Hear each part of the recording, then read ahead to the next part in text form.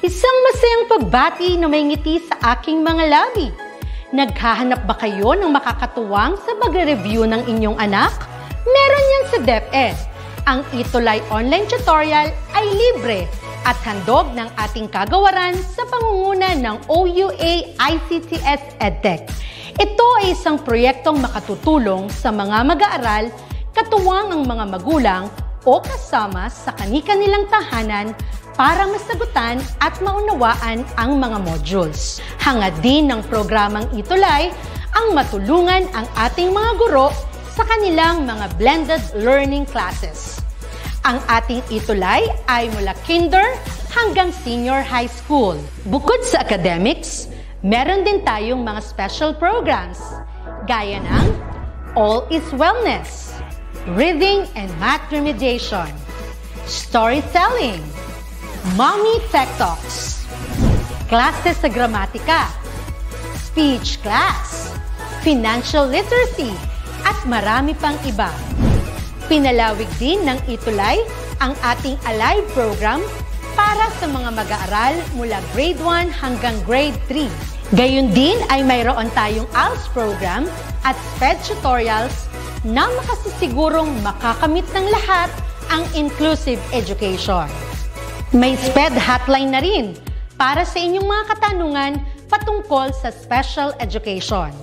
Kaya, subaybayan mula Lunes hanggang Biyernes, mula 9:00 ng umaga hanggang 7:00 ng gabi ang ating ETUlay. Sa ating pagtutulungan, maiaangat natin ang bawat isa. Ating itutulay ang pagkatuto upang di mapigil ang pag-aaral ng kabataang Pilipino. Itulay natin ito, sulong edukalidad.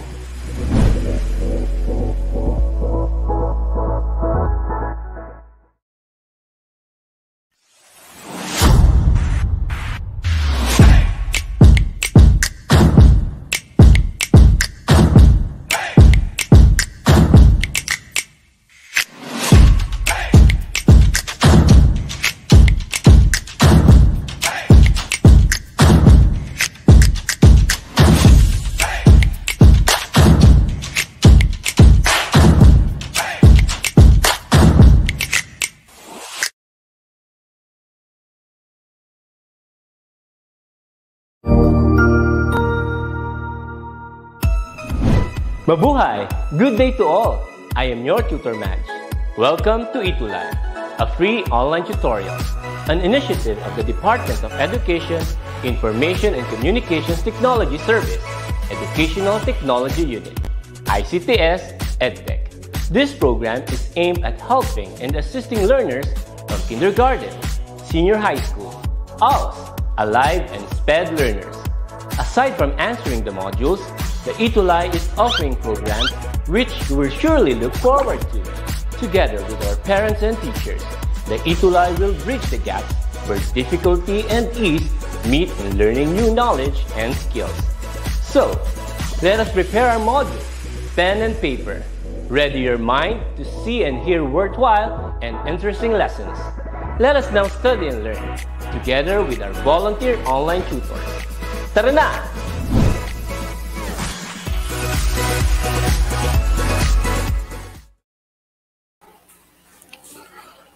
Hello, good afternoon, everyone. It's a Tuesday afternoon, and welcome again to our DepEd ETUlay online tutorial. Of course, I am without my partner today, Sir Kit, because he is having his training in their division, but then okay lang yan kasi itutuloy natin ang ating week 8 with you as our dear learners. Okay? So bago tayo magpatuloy, of course, would like to have a quick shout out with some of the students na nakapag-tune in. Kanina pa sila nakapag log in sa ating session. Specifically, Joseph Conrad Bulaklak, who is here na sa ating link at 3:30 pa lang kanina. And we also have Micaela Sumibkay from Alibadabad National High School. By and by, titingin ako sa kanan because doon ko makikita yung inyong mga comment, lalong-lalo na yung mga answers later on during our quiz. Okay? Aside from them, we also have Alexa Nicole Villena from San Mariano National High School, Micaela Carla A. Tascuan from San Lorenzo Ruiz, and a lot more. And of course, I would like also to greet my co-teachers here at San Mariano National High School. Same with the teachers of LD2, San Mariano 1, and San Mariano 2 District. Hello po sa inyong lahat and good afternoon. Okay? So isa na namang session ang ating matatapos. Actually, matatapos na natin ngayon ang ating quarter 3 because our week 8 will be our wrap-up. So, napakabilis ng panahon. We are already in our quarter 3, week 8, and that is the last week. And of course, pagdating sa week 8, from the first grading, second grading up to the third grading, namimigay ng prizes ang aking partner. Although wala siya ngayon, still, mamimigay kami ng prizes through GCash or load amounting to 100 pesos today kasi top 5 yung aming kukunin. Okay, so i-ready ang inyong mga utak at kailangan mabilis sa pag-type later on. Hindi tayo gagamit ng Kahoot because wala sa circuit, medyo mahirapan akong mag-navigate ng dalawang gadget. And so, sa comment section lang tayo. Aside from that kasi, meron tayong written quiz mamaya, construction of sentences. Kaya, kailangan nyong gamitin yung comment section. Okay? So, kaya ng sabi ko, we are already in our quarter wrap-up. And of course, ipapakilala ko sa inyo ang ating duty of the quarter. Very consistent siya pagdating sa mga outputs. Napansin nyo rin yan siguro if you are watching the Creative Nonfiction sessions from week 1 to 8. At nandun siya parate sa mga challenges of the week and duties of the week. And syempre, we are encouraging everybody to be a part of the challenges para ma-experience nyo naman ang ma-experience ni Neslin ngayong araw, who will be speaking for 2 minutes. We are giving her 2 minutes to speak, and she is from San Mariano National High School, our school, SDO Isabela. Take it away, Neslin. Hello po. Good afternoon po, Tutor Jerry. Good afternoon. Sayang, wala si Tutor Kit. Ayun po. Thank you so much po for giving me this kind of recognition as one of your duty of the quarter po. I am indeed grateful po kasi we have this kind of online learning platform which is the DepEd ETUlay po that gives us an opportunity to showcase our talents, to enhance our skills, and also po to learn new and exciting things every week.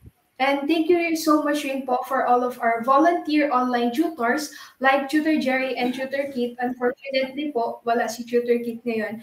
Pero we always appreciate you po and keep inspiring your students to always crave for the knowledge po, to always crave for that certain kind of light amidst the darkness po na nararanasan natin ngayon. And personally po, I never thought that learning could be this fun in front of our screen po, despite of the learning setup that we have. And ayun po, thank you so much po. Yan, very brief yung kanyang mga sinabi, but then we are very thankful, Neslin, for participating every now and then, every week for for posting your outputs every week. And sana na-inspire namin kayo pagdating sa mga challenges that we are giving every week. And we hope that we continue still to have your outputs. At the same time, yung mga bagong tutis natin who are coming from other division, just like sa Cristo Rey sa Pampanga. We're expecting some of other outputs from you during the fourth quarter. And of course, thank you so much, Neslin. Thank you so much po. Ayan, so nakilala niyo si Nestle, no? Despite hindi niya ata inopen yung kanyang cam, but then nakikita niyo naman yung picture, kung gaano kaganda yung picture sa screen, mas maganda pa sa personal si Nestle. Ayan. Okay, so we are ready for our quarter wrap-up. Ito yung kanyang mechanics. So we'll be getting the top 5 for this session. It will be posted next session. Ang ating fourth quarter will start on April 18 pagkatapos ng Holy Week. And this top 5 later on will receive 100 pesos worth of GCash or load.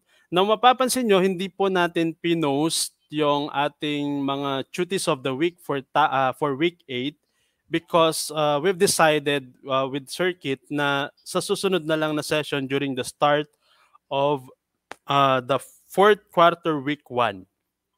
Okay? So, yung mga outputs nyo last time, the challenge of the week 7 will be presented na lang during the first week of quarter 4. Okay? Don't you worry kasi makaka-receive pa rin kayo ng 50 pesos worth of GCash or load. Okay? So, let's begin. As I've said a while ago, hindi tayo gagamit ng Kahoot. It's only the comment section. Okay? Ayan. So, pabilisan ng tamang sagot. Let's start with the week 1, quarter 3, week 1, and gaya na nakikita nyo last time, it's about fiction versus non-fiction. Ayan. Hello kay Jana May Resyo and Ma'am Zenmar also is with us. Ayan. Susunod kasi si Ma'am Zenmar. Ayan, si Ma'am Zen. Now, for the instruction, you're going to comment a smiley if the details pertain to non-fiction and a heart if it is a fiction. Okay? So, a smiley if it's a non-fiction and a heart if it's a fiction. Sige, pabilisan tayo ng sagot. For number 1, we have the personalities of the characters are as they are in real life. Is it a smiley or a heart? Ayan.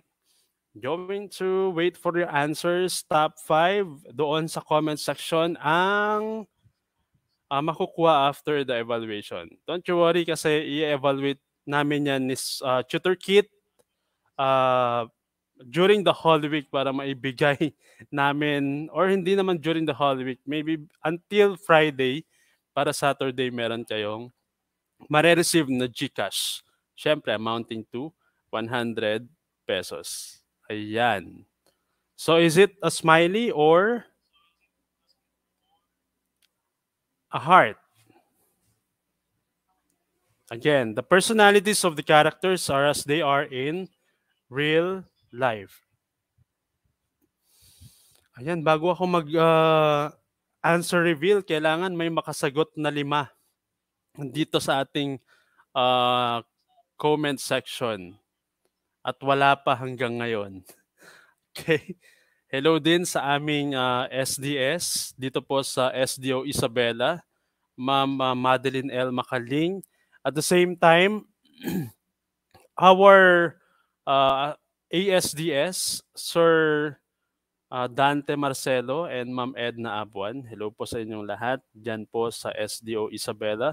We're still working with our limited face-to-face dito po sa Isabela. Some other schools have already implemented yung face-to-face class. Ayan. So marami ng sagot. And most of them answer the smiley. May isang sumagot ng heart. And what's the answer? It's a smiley. Ayan. So top 5, Neslin, Christian, Michaela, Kate RG, at Tina Faye. Number 2, mamaya i-evaluate ko. Dialogue is verbatim or recreated to the best of the author's ability. Is it a smiley, a non-fiction, or a heart fiction? Kailangan lagyan nyo ng number para hindi ako malito later on kasi maghahalo-halo because yung StreamYard natin medyo 10 seconds ang kanyang difference dito sa ating live. Sa inyong mga phones. Okay. So dialogue is a verbatim or recreated to the best of the author's ability. Is it a heart or a smiley? Put a number para ma-recognize ko yung inyong sagot. Okay, so we already have an answer from Romnick. It's smiley, Rogen, a heart. Ayan, antay pa tayo konti ng top 5 bago tayo mag-answer reveal.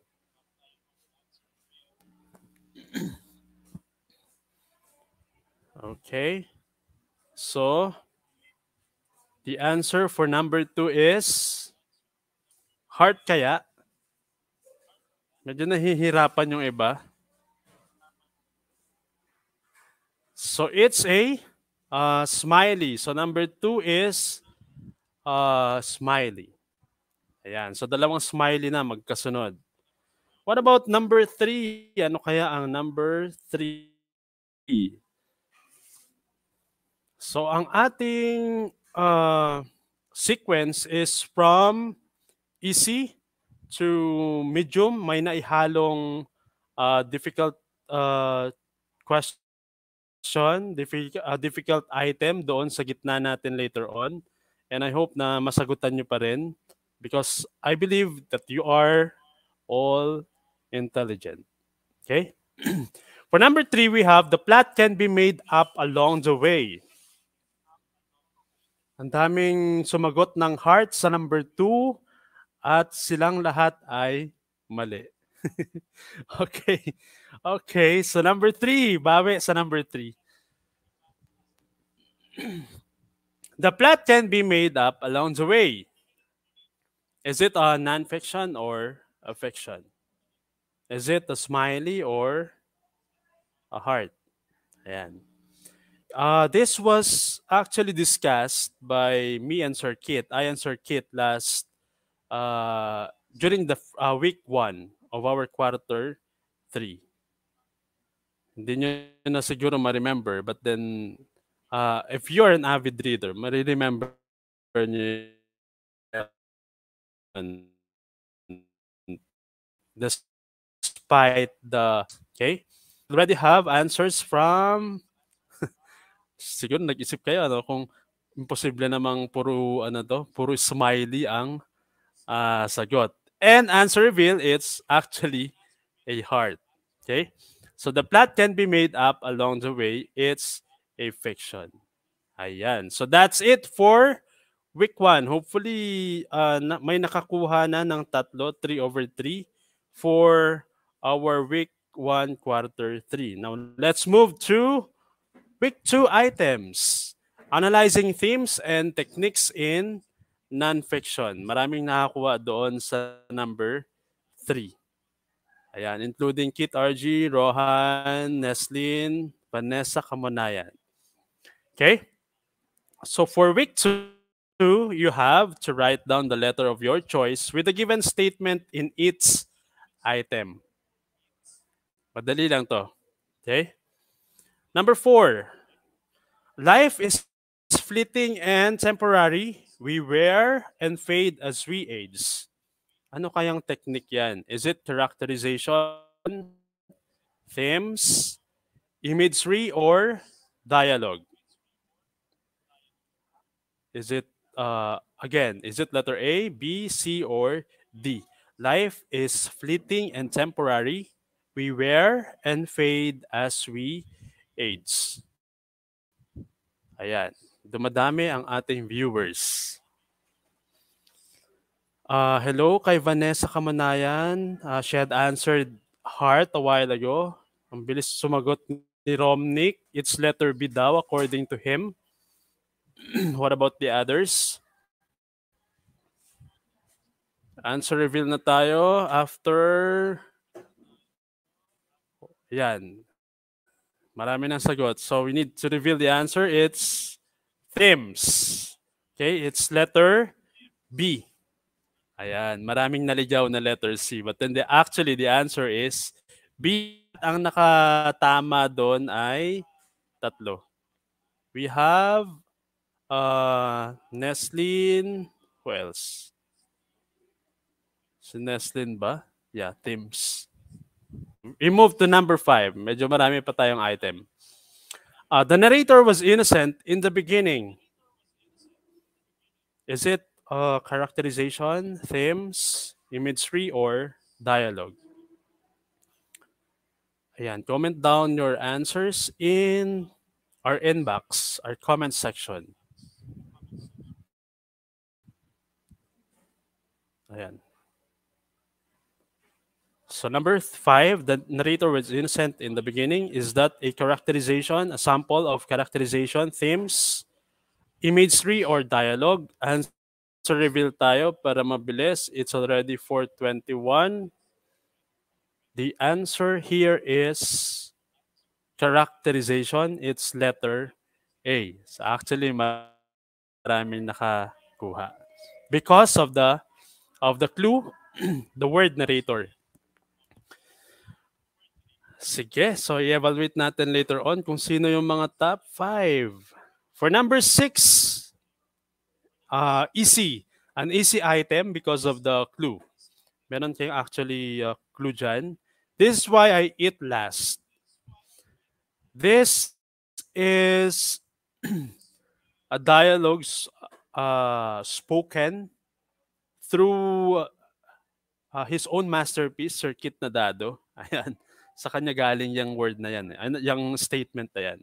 So is it characterization, themes, imagery, or dialogue? Parang sinabi ko yung sagot.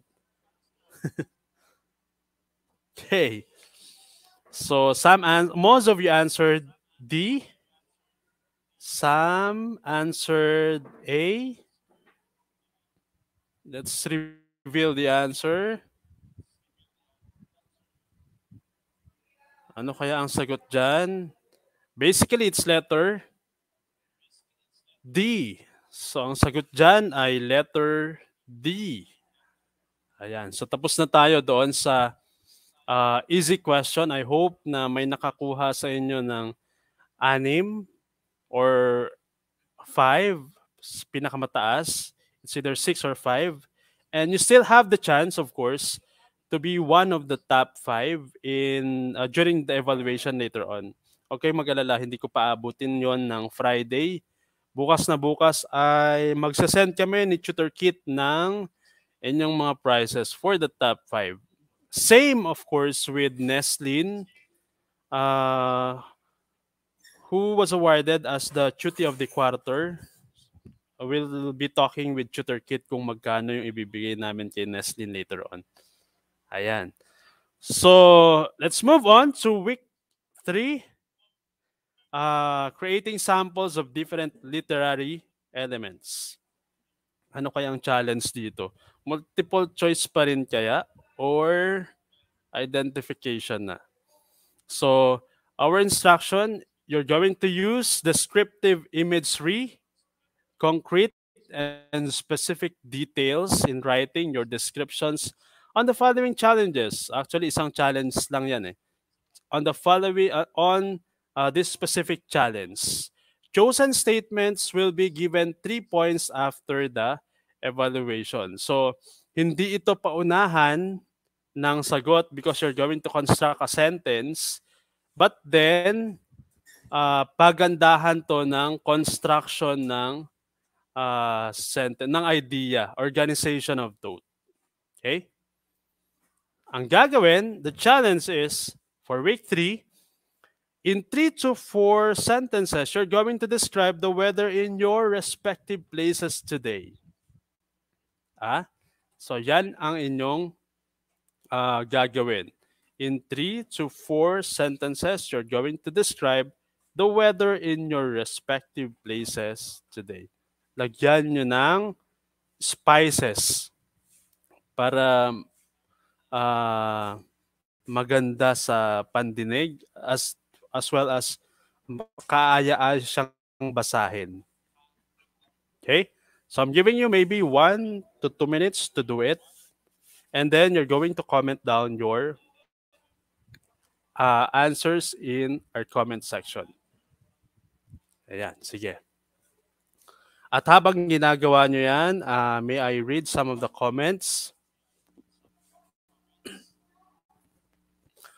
Hello kay Charlene Sabado from Alibadabad National High School.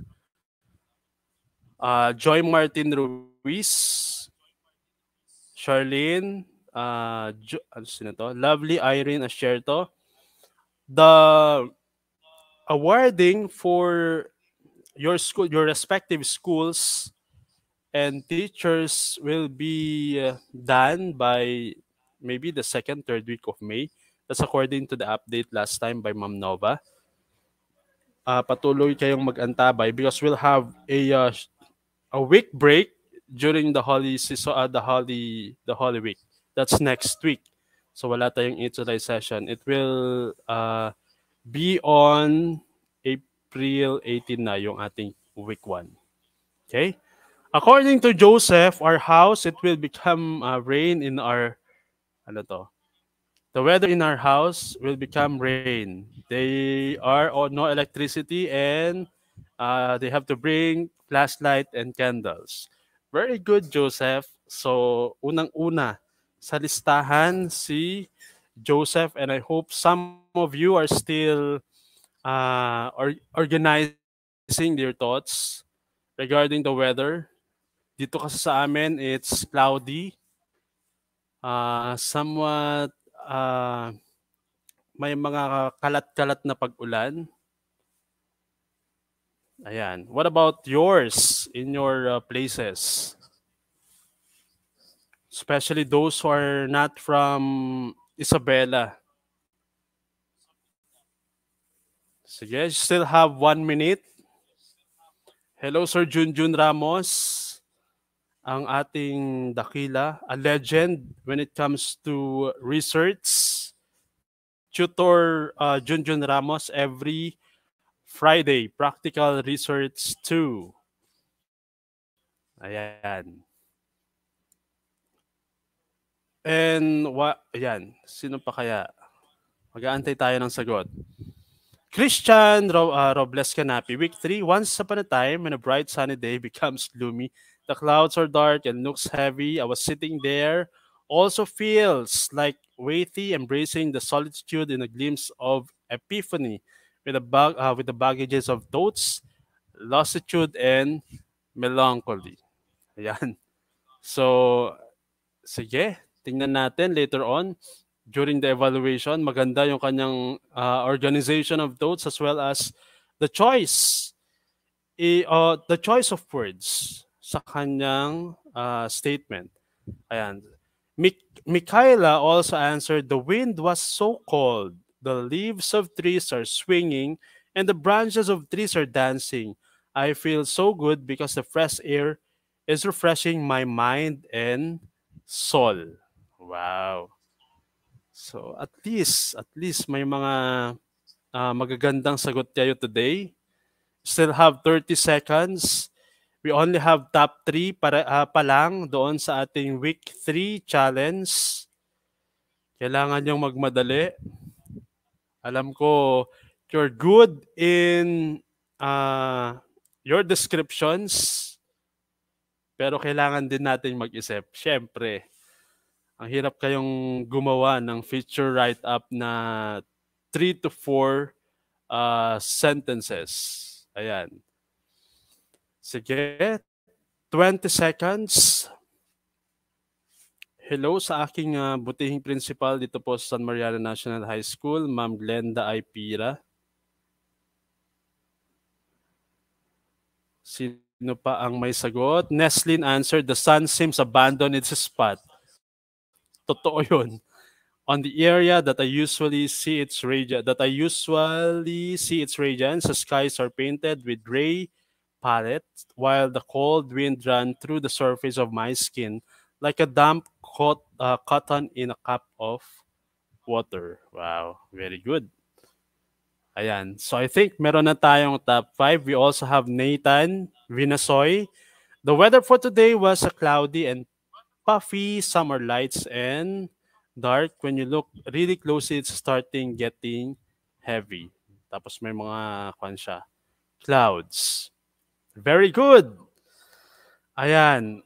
So, kung may sagot pa kayo later on, you can just drop your answers and then let's see kung sino ang pinakamaganda ang construction later on.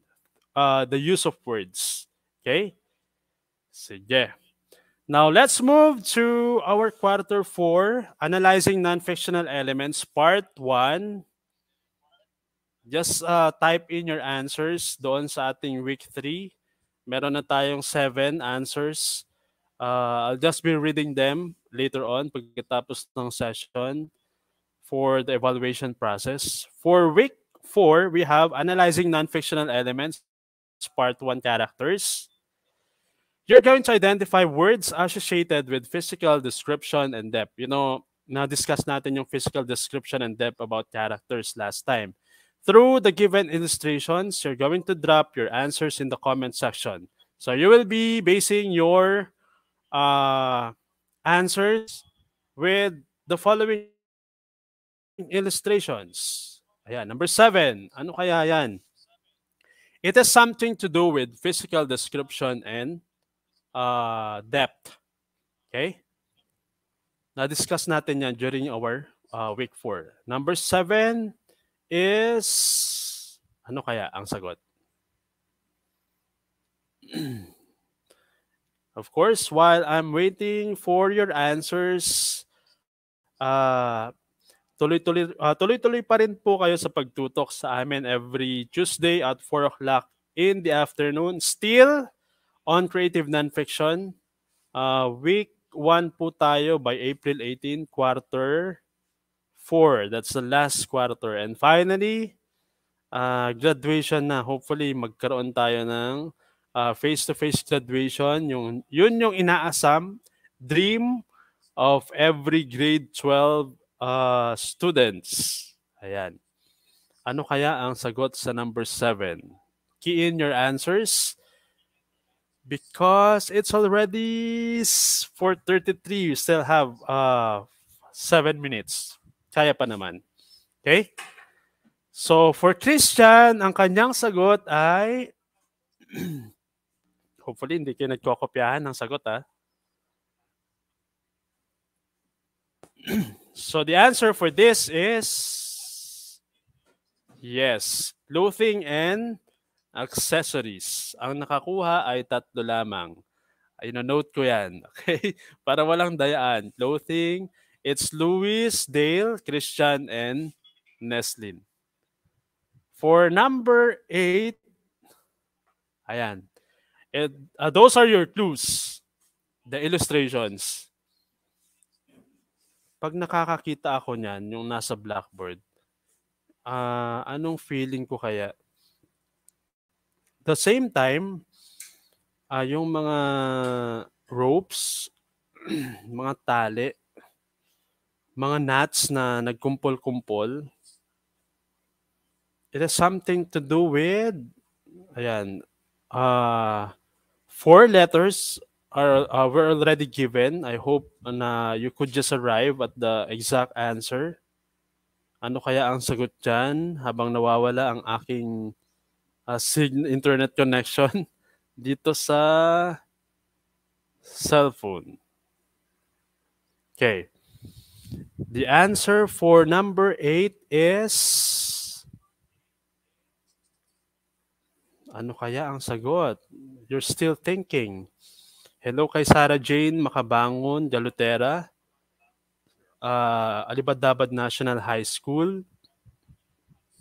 Siguro ang mabibigyan ng award in our non-fiction group will be San Mariano National High School and Alibadabad based from the numbers of the students and teachers na nakikinig every Tuesday afternoon.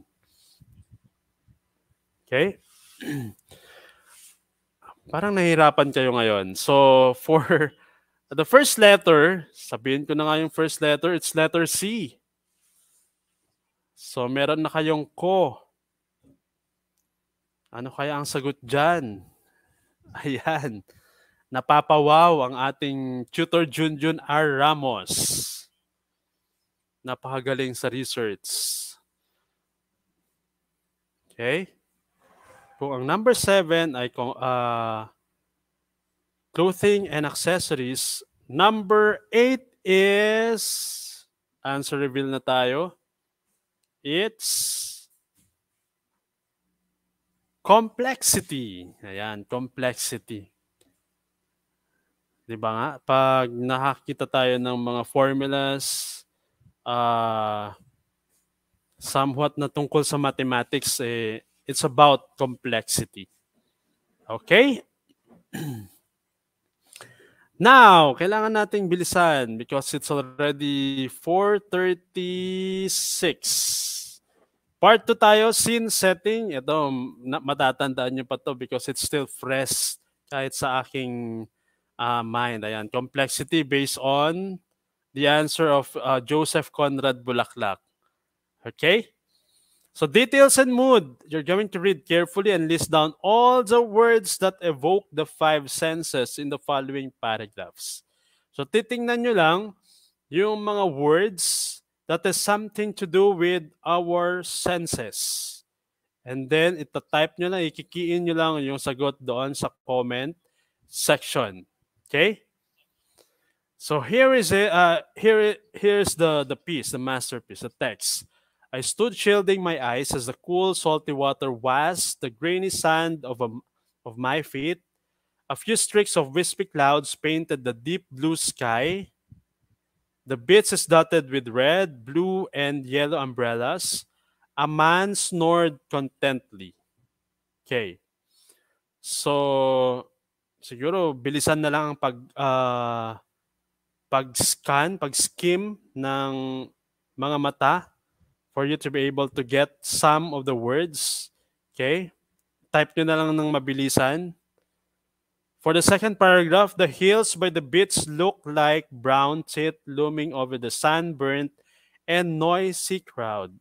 I know my shoulders are bright red at this point. They itch like crazy. A man snored, his face as red as my shoulders.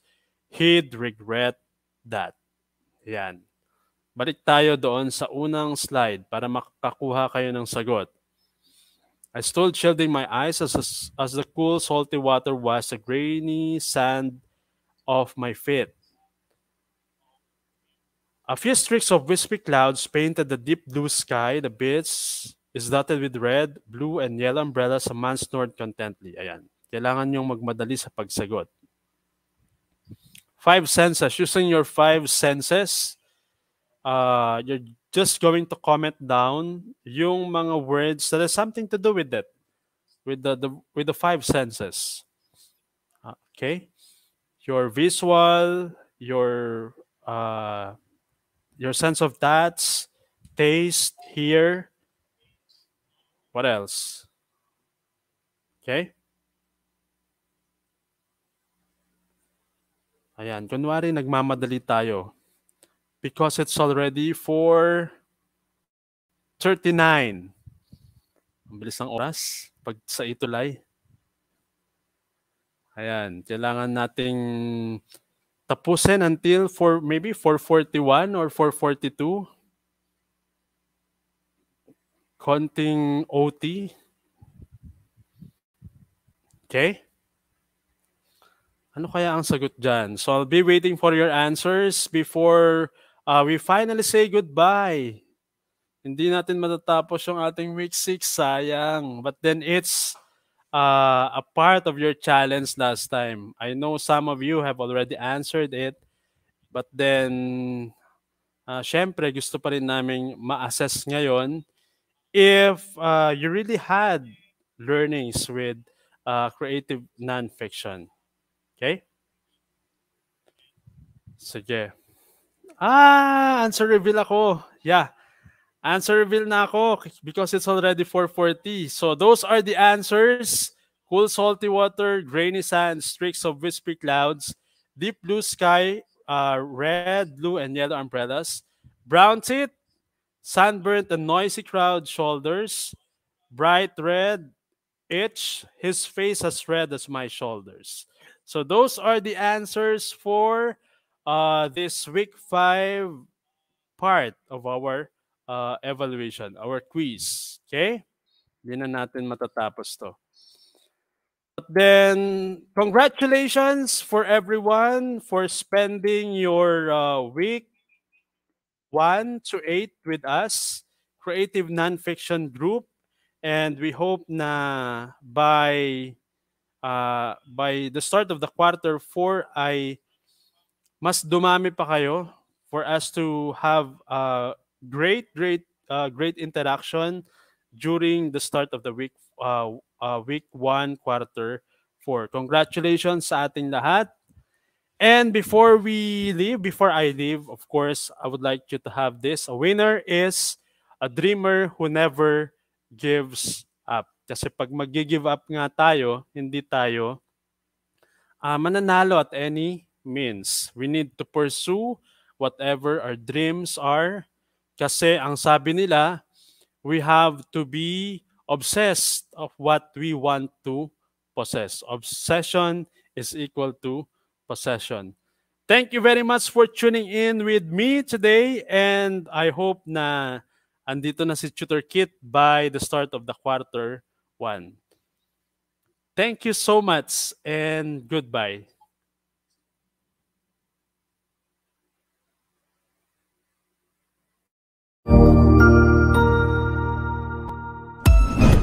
Ang husay naman! Natapos mo ang iyong tutorial session kasama ang iyong mahusay na ETUlay tutor. May bago ka bang natutuhan? I-share na yan gamit ang hashtag #ETUlayLevelUp. Huwag aalis ha, dahil may susunod pang programa na pwede mo ring panoorin at salihan.